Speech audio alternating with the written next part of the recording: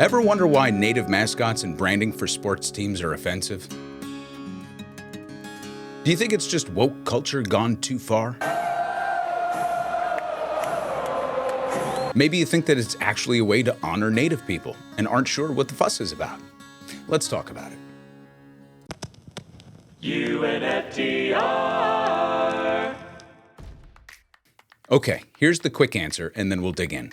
Native people find native imagery on sports teams and other installations offensive because they're still here.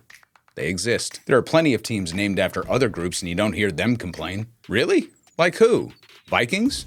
Buccaneers? Pirates?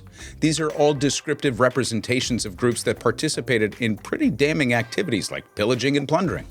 Also, they don't exist anymore. But native people do. What about the Fighting Irish? Notre Dame's mascot is certainly an outlier, as it specifically references a nationality in a way that is rarely done. And the leprechaun logo does offend some Irish people who have called for it to be retired because it furthers the stereotype of Irish belligerence. And here are a couple key differences. Leprechauns aren't real. They're magically delicious. Native people are. The Irish also came here through migration. They weren't conquered. And while many Irish immigrants did indeed experience hardships and were discriminated against, they weren't forced to live on reservations or to prove their ethnicity through blood quantum equations just to maintain their heritage and status as second-class citizens.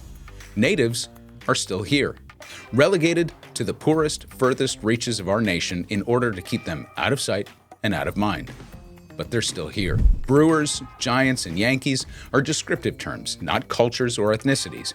Beavers, tigers, and bears, animals, not human. Natives exist. They are human, and they are here. It's said that terms like brave, chief, and warrior exist to somehow honor native peoples. But in the context they're displayed, they're not affirmational terms.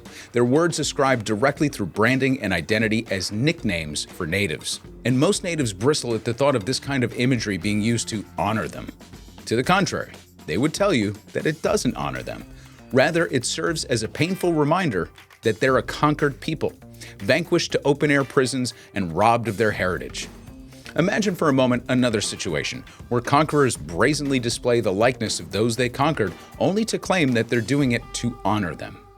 I'll let your imagination run wild with that one.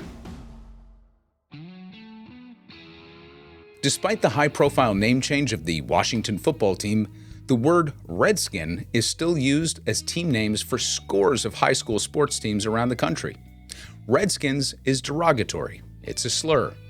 It's always been a slur. Even something not as overtly racist, like just using actual tribal names. Well, you wouldn't use the real name of another ethnic group, would you? The Chicago Blacks, anyone? Philadelphia Jews? Los Angeles Mexicans? New Jersey Puerto Ricans? Natives are an uncomfortable reminder of our genocidal past.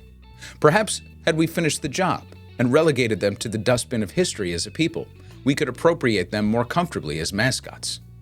But they're still here. Removing a racist name doesn't mean we're losing our history or giving into some leftist conspiracy to erase the past. It's about acknowledging the existence of a people and allowing them to reclaim their heritage in the simplest of ways. Does it change anything day to day for native people? Make life appreciably better or more comfortable in some tangible way? Maybe not. Then again, maybe so. There's a better question though. As a non-Native American holding to some fake tradition of a native mascot, does it make your life worse to get rid of it? To literally do the least you could do to demonstrate the smallest amount of respect? If there's still any confusion, why not ask a native person? I spent time as a reporter and a writer visiting sovereign nations to understand the otherness of native life and what it means to be sovereign yet without rights. The struggle to maintain the dignity of heritage in the face of extreme poverty. Now, the natives I know are keenly aware of all of this history. Moreover, they understand that the only thing that holds them together as a people after years of rape, both physically and economically, is to hold tightly to their heritage, language, symbolism, traditions, music, and humor. So when they see themselves celebrated as mascots on helmets from multi-billion-dollar corporations or even just a high school team, it stings. Now add the derogatory element of a slur such as Redskin to the mix, and it's easy to understand how this cuts even deeper. Removing these names doesn't erase history. It recognizes the fact that natives are not just a part of history. They're a part of the present and hopefully the future. Here endeth the lesson.